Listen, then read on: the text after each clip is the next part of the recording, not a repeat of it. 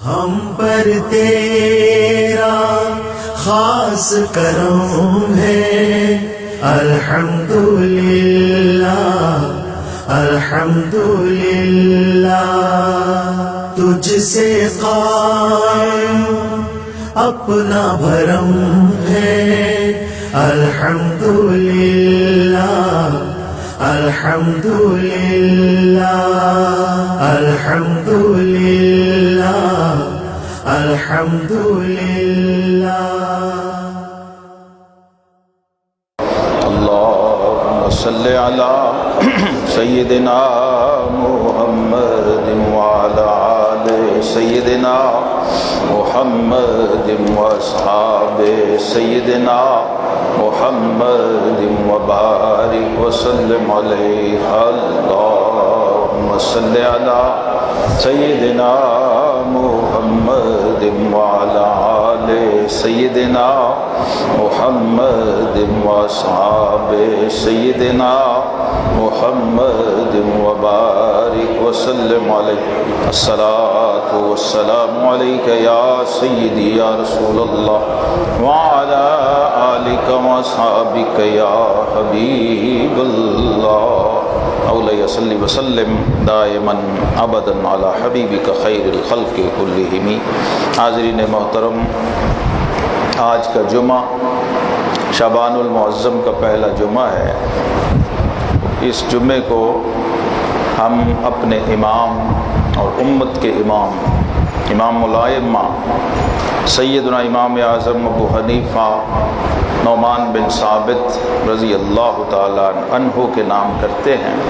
آپ کا ذکر خیر ہوتا ہے ہر سال، اور آپ کی تعلیمات اور آپ کے بتائے ہوئے عقائد، ان کی بات ہم کرتے ہیں تاکہ ہمیں اپنے دین اور دنیا دونوں کو سنوارنے کا موقع ملے، اور ہمارے ارد گرد جو فتنے ہیں عقائد اور نظریات کے نام پر، ان سے ہم بچ سکیں۔ حضرت امام اعظم ابو حنیفہ رحمۃ اللہ تعالی علیہ، اللہ تبارک و تعالی نے آپ کو پیدائشی طور پر جو فضیلتیں عطا فرمائیں، اس میں سے ایک فضیلت یہ ہے کہ آپ کو اللہ نے صحابہ کرام کا زمانہ نصیب فرمایا، صحابہ کرام کی زیارت نصیب فرمایا، صحابہ کرام سے علم سیکھنے کا شرف عطا فرمایا۔ حضرت سیدنا انس بن مالک رضی اللہ تعالی عنہ کی آپ نے زیارت کی، ان سے فیض لیا، اور تابعین جنہوں نے صحابہ کو دیکھا، ان سے فیض یاب ہونے کا آپ کو موقع عطا فرمایا۔ تو یہ وہ ہستیاں ہیں جن سے ہم سیکھ سکتے ہیں کہ وہ راستہ جو ہم اپنے رب سے مانگتے ہیں، صراط الذین انعمت علیہم کی شکل میں، تو انہی لوگوں کا راستہ ہے جن پر اللہ نے اپنا انعام فرمایا، حضرات صحابہ کرام، تابعین اور اتباع تابعین، جن کو عرف عام میں تبع تابعین کہتے ہیں۔ یہ وہ لوگ ہیں جن کو آقا کریم علیہ الصلاۃ والسلام نے بھی خیریت کی سند دی کہ یہ اہل خیر ہیں۔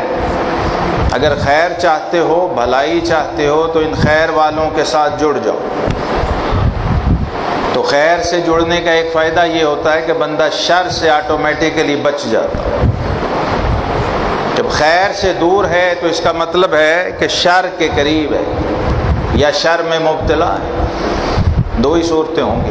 اور یہ راستہ ہمیں اسی لیے دکھایا گیا ہے کہ کوئی مسلمان صاحب ایمان کلمہ گو بھٹک نہ سکے، بے راہ روی کا شکار نہ ہو سکے، کیونکہ فتنے تو آئیں گے۔ یہ تو آقا کریم علیہ السلام نے ارشاد فرما دیا تھا کہ قرب قیامت میں فتنے ایسے برسیں گے جیسے برسات کی مسلسل بارشیں برستی۔ ایک ختم ہوگا تو 10 شروع ہو جائیں گے، 10 ختم ہوں گے تو 20 شروع ہو جائیں گے، 20 ختم ہوں گے تو 40، 50، 100۔ یہ ہمارے ارد گرد عالم اسلام جن سازشوں کا شکار ہے، اس میں سے ایک بہت بڑی اور پرانی سازش وہ عقیدہ، نظریہ اور فرقہ واریت ہے۔ مسلمانوں کو فرقوں میں، مختلف تعصبات میں تقسیم کرو اور پھر ان کو لڑاؤ۔ اور ہمارے دشمن کی یہ پرانی پالیسی رہی ہے، ڈیوائیڈ اینڈ رول۔ اسلام دشمن قوتوں کی یہ پالیسی رہی ہے۔ سلطنت برطانیہ نے جو ہندوستان میں حکومت کی، اسی اصول کے تحت کی کہ ان کو آپس میں لڑتے رہو اور ان پہ حکومت کرتے رہو۔ تو ہماری ہندوستان کی تاریخ بھی بھری ہوئی ہے اور اسلام کی تاریخ بھی اس سے بھری ہوئی ہے۔ مختلف فرقے، مختلف نظریات اسی زمانے میں آ گئے جو صحابہ کرام کا زمانہ تھا۔ خوارج کے نام پر پہلا فتنہ فرقے کی شکل میں ظاہر ہوا، پھر ان کے مقابلے میں روافض کھڑے ہو گئے۔ ابن سبا یہودی نے ایک نیا فرقہ بنا دیا، اور اس کے بعد فرقہ در فرقہ اور فرقہ در فرقہ امت بٹ گئی، تقسیم ہو گئی۔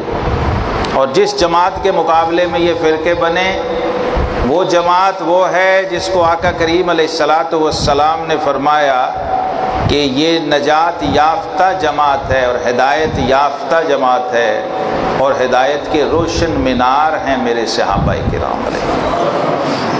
اللہ نے جن کو فرمایا رضی اللہ عنہم ورضوا عنہ، اللہ ان سب سے راضی ہے اور یہ سب اللہ سے راضی ہیں۔ انہی میں ایک جلیل القدر ہستی حضرت سیدنا امیر معاویہ رضی اللہ تعالی عنہ۔ حضرت امیر معاویہ ایسی شخصیت ہیں، عقیدے اور نظریات کے محاذ پہ میں یہ سمجھا ہوں کہ یہ صحابہ کی ڈھال ہیں،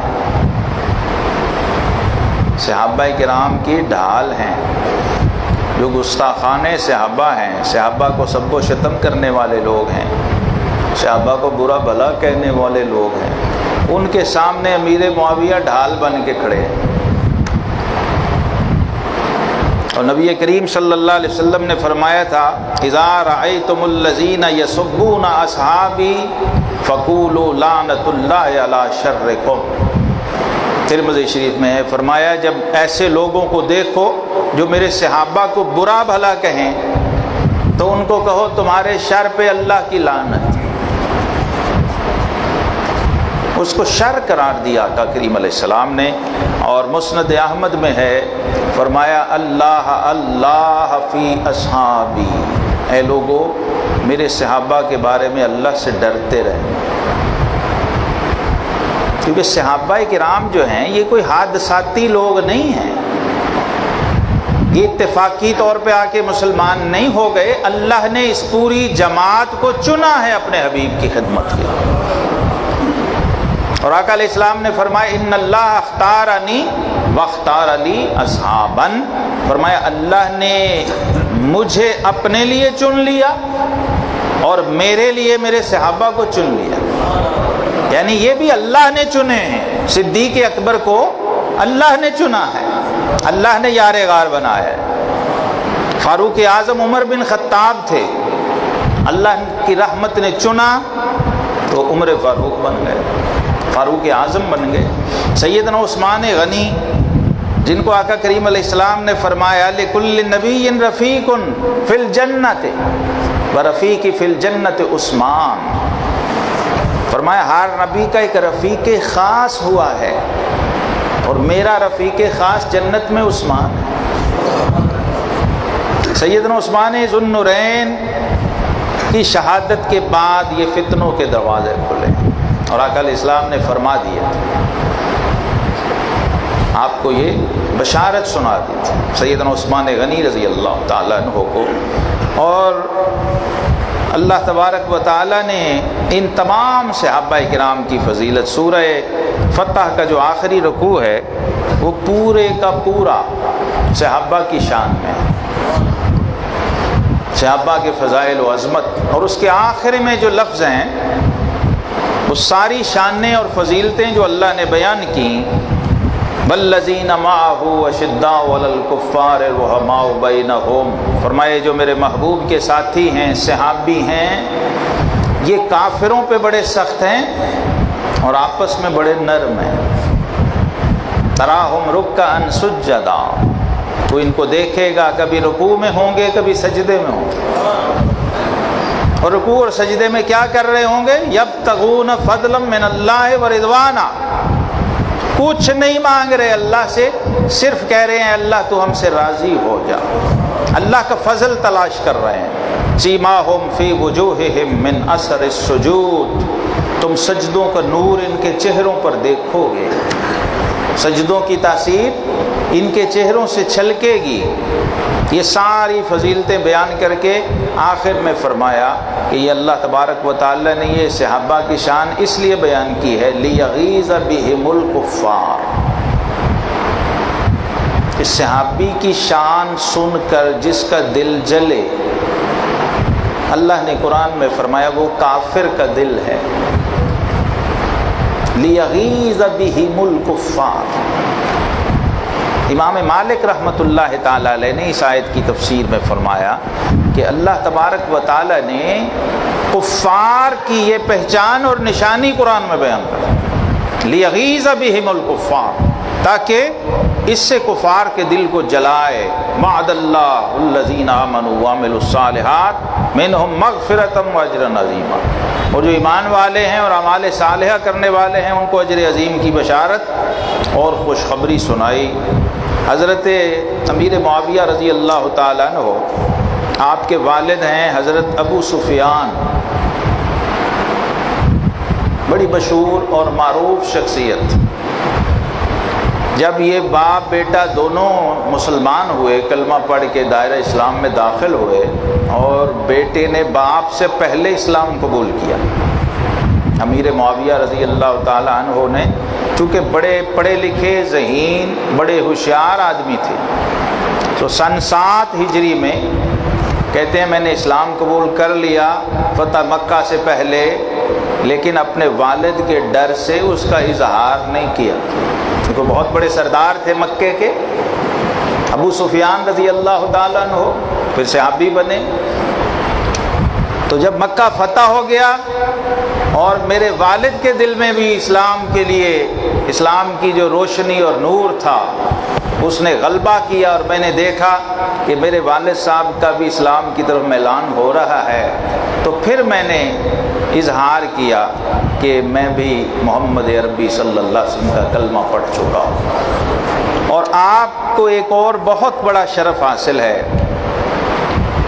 وہ یہ ہے کہ آپ کی ہمشیرہ سیدہ ام المومنین ام حبیبہ رملہ بنت ابی سفیان رضی اللہ عنہا، یہ حضور صلی اللہ علیہ وسلم کی زوجہ محترمہ ہیں، مومنوں کی ماں ہیں۔ حضرت ابو سفیان رضی اللہ تعالیٰ عنہ حضور صلی اللہ علیہ وسلم کے سسر ہیں، اور امیر معاویہ رضی اللہ تعالیٰ عنہ حضور علیہ السلام کے برادر نسبتی ہیں۔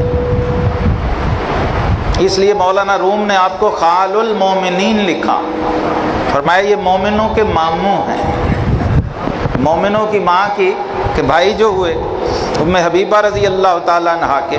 تو جب اسلام قبول کر لیا تو آپ کے والد ابو سفیان کہتے ہیں کہ میں نے حضور علیہ السلام کی خدمت میں عرض کیا کہ یا رسول اللہ صلی اللہ علیہ وسلم، زمانہ جاہلیت میں ہم نے اسلام کی بڑی مخالفت کی ہے، اب اللہ نے اگر دولت ایمان عطا کی ہے تو چاہتے ہیں اس کا کچھ کفارہ ہو جائے، اب ہمیں آپ خدمت کا موقع عطا فرمائیں۔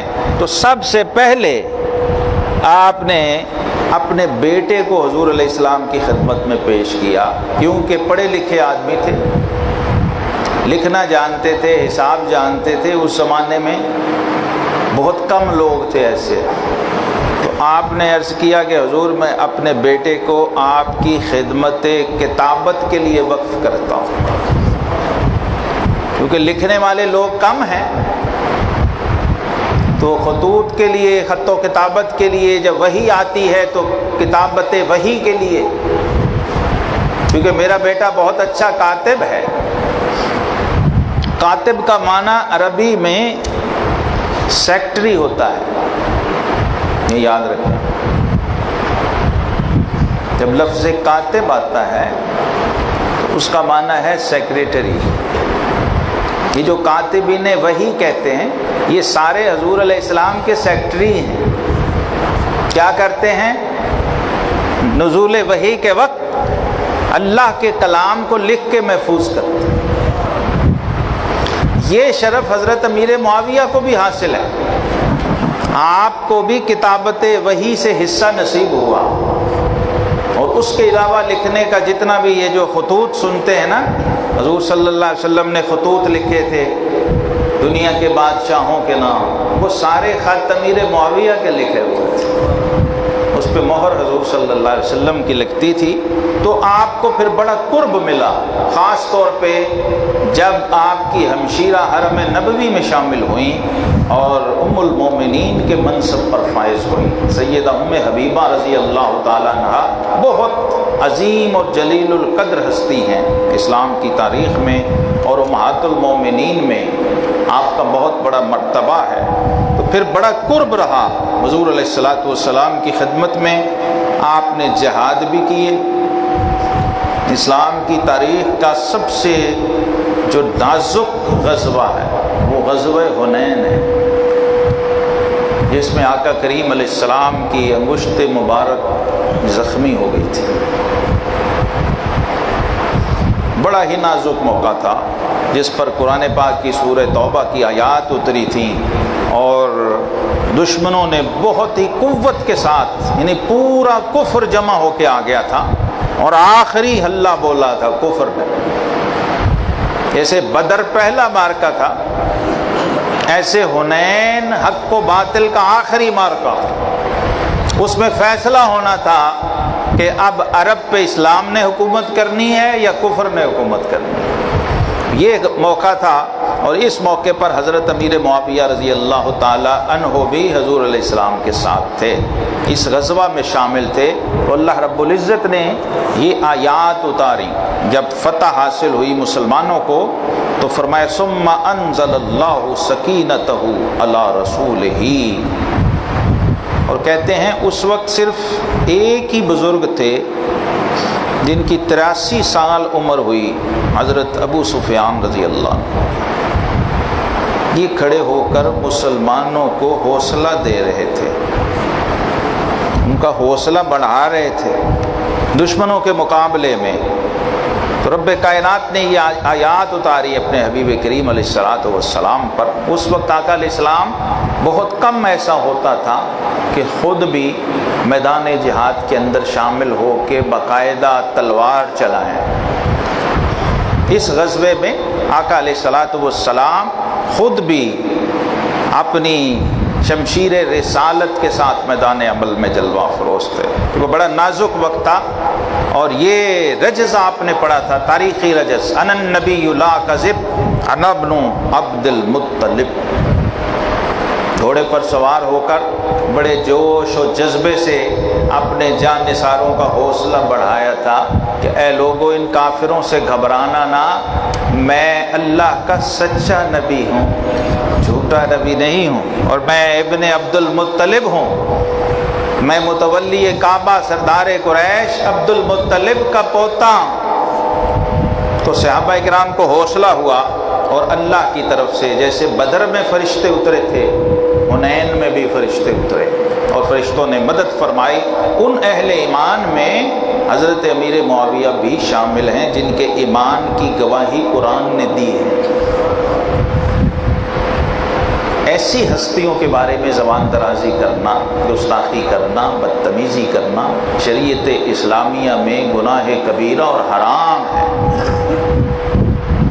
اہل سنت و جماعت کے دائرے سے وہ شخص خارج ہے جو ان ہستیوں کے بارے میں بغض رکھتا ہو، جن کو رب کائنات فرمائے ثم انزل اللہ سکینتہ علی رسولہ وعلی المؤمنین، جن پر اللہ نے سکون اور سکینت اور رحمت اتاری، اپنے رسول پر بھی اور اپنے حبیب کے ان غلاموں پر بھی جو ان کے ساتھ تھے. وانزل جنودا لم تروها، اور پھر ان کی تائید کے لیے نظر نہ آنے والا لشکر اتارا، ملائکہ اور فرشتے اتارے. وعذب الذین کفروا وذلک جزاء الکافرین، فرمایا جنہوں نے کفر کیا ان پر پھر اللہ نے کی طرف سے عذاب نازل ہوا، اور کافروں کی یہی جزا ہوتی ہے. اسی طرح حدیث پاک میں بھی حضور علیہ الصلوۃ والسلام نے امیر معاویہ رضی اللہ عنہ کے لیے خصوصی دعا بھی فرمائی۔ بعض لوگ یہ کہتے ہیں کہ آپ کے فضائل حدیث میں نہیں آئے، تو میں حدیثیں تو بہت ساری ہیں، 163 حدیثیں تو خود امیر معاویہ رضی اللہ عنہ نے روایت کی ہیں۔ کتنی؟ 163 حدیثوں کا مطلب ہے دین کے 163 باب۔ یہ کتنی مشہور حدیث ہے، انما انا قاسم واللہ یؤتی، صحیح بخاری کی حدیث ہے۔ رب ہے معطی، یہ ہیں قاسم، دیتا وہ ہے، دلاتے یہ ہیں۔ اعلیٰ حضرت نے جس کا ترجمہ، صحیح بخاری کی حدیث ہے، من یرد اللہ بہ خیرا یفقہہ فی الدین، اللہ جس کی بھلائی چاہتا ہے اسے دین کی سمجھ عطا فرما دیتا ہے۔ اس کے راوی حضرت امیر معاویہ رضی اللہ عنہ۔ 163 حدیثیں کتابت وحی سمیت، اگر اور کوئی فضیلت نہ ہو تو یہ ایک ہی بات کافی ہے کہ جس نے اللہ کے کلام کو لکھا اس وقت جب وہ نازل ہوا اور آقا کریم علیہ السلام نے چنا اس امانت کے لیے، اگر اسی کو مشکوک ٹھہرا دیا جائے تو پھر قرآن بھی مشکوک ہو جائے گا۔ اور یہی سازش ہے، اصل میں سازش کیا ہے کہ دین کو مشکوک کر دیا، پہلے ان شخصیات پر حملہ کیا جائے جو ذریعہ ہیں قرآن اور حدیث کے امت تک پہنچنے کا۔ جب وہ مشکوک ہوں گی پھر اگلا سوال پیدا ہوگا کہ اگر یہی لوگ صحیح نہیں تو پھر جو چیزیں انہوں نے آگے بیان کی ہیں وہ کیسے صحیح ہوں گی معاذ اللہ۔ یہ شک کا وائرس جس کو میں کہتا ہوتا ہوں، اس کو پروان چڑھانے کے لیے یہ فتنے اور سازشیں اس امت کے اندر پھیلائے گئے۔ آقا کریم علیہ الصلاۃ والسلام نے حضرت امیر معاویہ رضی اللہ تعالی عنہ کو دعا دی، فرمایا اللہم اجعلہ ہادیا مہدیا واہد بہ، اے اللہ معاویہ کو ہدایت دینے والا بھی بنا، ہدایت والا بھی بنا، اور اس کے ذریعے لوگوں کو ہدایت عطا فرما۔ ایسی شخصیت کے بارے میں۔ اور پھر فرمایا اللہم علم معاویۃ الکتاب والحساب واقہ العذاب، اے اللہ معاویہ کو کتاب کا علم بھی عطا فرما، حساب کا علم بھی عطا فرما، اور نار جہنم کے عذاب سے بھی بچا۔ اتنی جامع دعاؤں کے بعد اور پھر ایک آپ کا ایسا خاصہ ہے جو آپ کے سوا اس امت میں کسی اور کو نصیب نہیں ہوا، وہ یہ ہے کہ آپ اس امت کے پہلے امیر البحر ہیں، بحری بیڑا اور بحری جہاد کے آپ بانی ہیں۔ یہ ہماری نیوی جو ہے اس کے آپ بانی ہیں، کیونکہ عرب جو تھے یہ طبعاً سمندر سے بڑا ڈرتے تھے، پانی کے جہاز سے گھبراتے تھے۔ امیر معاویہ رضی اللہ عنہ پہلی ہستی ہیں جنہوں نے پہلا اسلامی بحری بیڑا تیار کیا۔ تو ایک صحابیہ ہیں حضرت ام ملحان رضی اللہ تعالی عنہا، آپ فرماتی ہیں کہ میں خواب دیکھ رہی تھی کہ اس امت کے کچھ لوگ تختوں کے اوپر سمندر پہ سواری کر رہے ہیں۔ تو جب میں خواب سے بیدار ہوئی تو حضور علیہ السلام کی خدمت میں یہ خواب سنایا، تو آپ نے فرمایا اے ام ملحان یاد رکھو کہ اللہ تبارک و تعالی کی راہ میں میری امت کے اندر جو جماعت پہلی بار سمندر میں اترے گی وہ سب جنتی ہوں گے، ان پر جنت واجب ہو جائے گی۔ تو آپ فرماتی ہیں قالت یا رسول اللہ انا فیہم، کہا حضور کیا میں بھی ان میں ہوں گی؟ فرمایا قال انت فیہم، فرمایا ہاں بنت ملحان تو بھی ان میں سے ہو۔ تو آپ کے شوہر حضرت عبادہ بن صامت رضی اللہ تعالی عنہ اور یہ خوش نصیب بی بی جن کو سب سے پہلے یہ بشارت دی گئی، یہ بھی اس جہاد کے اندر شامل تھیں جس کے بانی ہیں حضرت امیر معاویہ رضی اللہ تعالی عنہ۔ اس لیے ہمارے تمام ائمہ، امام اعظم ابو حنیفہ، امام مالک، امام شافعی، امام احمد بن حنبل رحمہم اللہ، اور تمام ائمہ اہل سنت عقائد کے جتنے امام ہیں، ان سب نے صحابہ کرام پر سب و شتم کو حرام قرار دیا، اور خاص طور پہ امیر معاویہ رضی اللہ عنہ کے بارے میں زبان تان دراز کرنے کو ایسا ہی قرار دیا جیسا ابو بکر صدیق اور عمر فاروق رضی اللہ تعالی عنہ کو برا بھلا کہنا۔ ہم آخری بات کرتا ہوں، حضرت امام ربانی مجدد الفسانی رحمۃ اللہ تعالی علیہ کے ایک عقیدت مند تھے اور سید تھے، نوجوان طالب علم تھے۔ آپ کے خلیفہ ہیں خواجہ محمد ہاشم کشمی رحمۃ اللہ علیہ۔ وہ کہتے ہیں کہ یہ ہمارا ساتھی تھا، طالب علم، کلاس فیلو تھا، سید زادہ تھا، اور حضرت مجدد صاحب کا بڑا عقیدت مند تھا۔ تو یہ ایک دن آیا حضرت مجدد صاحب کی خدمت میں، اور اس نے آپ کے بتایا کہ حضور میں توبہ کرنے آیا ہوں۔ تو فرمایا کس بات سے توبہ کرنے آئے ہو؟ اس نے کہا جی میں رات کو آپ کے مکتوبات پڑھ رہا تھا، مکتوبات کا مطالعہ کر رہا تھا، چونکہ سید ہوں تو امیر معاویہ رضی اللہ عنہ کے بارے میں میرے دل میں کچھ کھٹک تھی، تھوڑی سی تو شبہ تھا، اور دل میں ان کی طرف سے کچھ انقباض بھی تھا، گستاخی کا شائبہ بھی تھا۔ تو آپ کے مکتوبات پڑھ رہا تھا، اور اس میں نے جب امیر معاویہ کی شان پڑھی، حضرت مجدد صاحب رحمۃ اللہ علیہ نے لکھا ہے کہ امام مالک کا یہ فتویٰ ہے کہ امیر معاویہ کو برا بھلا کہنا ایسا ہی ہے جیسا ابو بکر صدیق اور عمر فاروق کو برا بھلا کہنا رضی اللہ تعالیٰ۔ کہتے ہیں جب میں نے یہ جملہ پڑھا تو غصے میں نے آپ کے مکتوبات کو اٹھا کے زمین پہ پھینک دیا۔